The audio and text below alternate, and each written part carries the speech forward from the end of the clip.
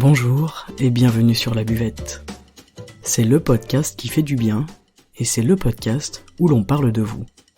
Je m'appelle Margot Bussière, je suis coach de vie humaniste et à travers ce podcast, je vous accompagne vers un mieux-être, un mieux vivre, un épanouissement intérieur ainsi qu'un éveil de votre conscience et pourquoi pas de votre spiritualité.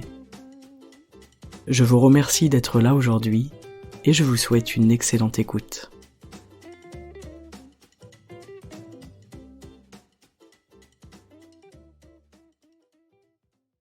Bonjour à tous et bienvenue pour cet épisode en 5 minutes. Alors aujourd'hui, il était presque inévitable que je vous parle de la marche. La marche, on peut l'utiliser pour plusieurs choses, pour plusieurs raisons. On peut l'utiliser bien pour bouger physiquement, comme une source de sport tout simplement, pour se dégourdir les jambes, pour se muscler également. On peut aussi faire du cardio avec des marches rapides. Mais la marche, avant toute chose, on peut l'utiliser pour se développer. Pour se développer spirituellement, comme une source d'évolution intérieure. La marche, c'est un vrai travail, surtout dans la façon de marcher. C'est un vrai travail spirituel qui est utilisé depuis des années dans beaucoup de cultures différentes. La marche, elle nous amène à la conscience de notre corps. Quand je marche, eh bien, je suis à l'écoute de mon corps. Je sens mon corps qui travaille, je sens mes muscles, mes tendons, je sens la fatigue, je sens plusieurs parties de mon corps. Et ce ne sont pas forcément les jambes qui vont être d'ailleurs les plus douloureuses ou les plus fatiguées. Et cette conscience du corps, elle est hyper intéressante à travailler dans la marche. On va également travailler la conscience des sens. Par exemple, aller marcher en forêt. Je vous en ai beaucoup parlé la semaine dernière. J'allais marcher en forêt le matin et on a vraiment l'impression d'être submergé. Submergé par des odeurs, des bruits, de la lumière, en fait, toute une structure qui attise nos sens. Alors plus on va quitter le chemin, le sentier, et aller à la rencontre des végétaux, des arbres, des feuilles, et qu'on va aller toucher les choses, plus ça aura une incidence sur nous et sur la conscience de nos sens. En tout cas, ce qu'il en ressort, c'est du plaisir. Et il faut vraiment prendre plaisir à voir, à sentir, à écouter, à toucher, et aller à la rencontre de nos sens à travers la nature dans la marche. On va également, dans la marche, avoir la conscience de notre énergie. On va sentir notre énergie dans notre corps pendant qu'on marche, mais on va aussi sentir l'énergie qui est autour de nous. On va avoir la possibilité de se sentir connecté à notre environnement. C'est évidemment beaucoup plus simple en nature. Je vous parle vraiment de marche en nature. Peu importe la forêt, peu importe l'endroit.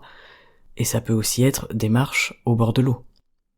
En tout cas, pendant la marche, on peut avoir conscience du chi, le chi, c'est l'énergie qui circule à l'intérieur de nous, dans notre corps, et qui circule aussi évidemment à l'extérieur de nous, dans la nature et dans tout ce qui est vivant autour.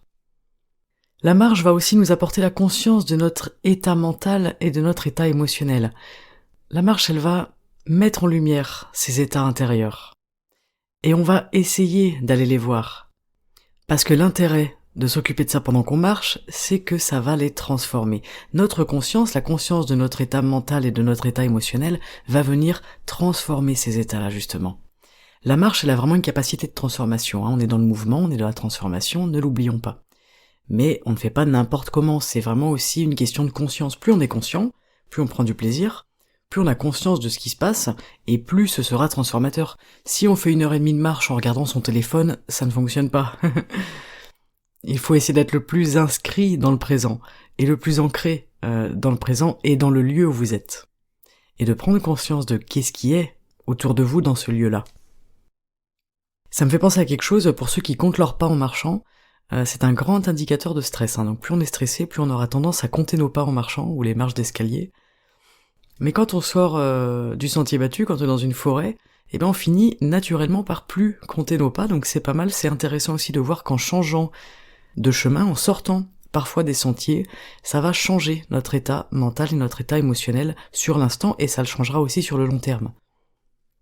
Et dernièrement, la marche va attiser notre conscience de la nature et de l'harmonie avec la nature. C'est vraiment prendre en compte tout ce qui est dans l'environnement. Se sentir en harmonie avec la nature, c'est une chance, c'est quelque chose d'incroyable et c'est essentiel.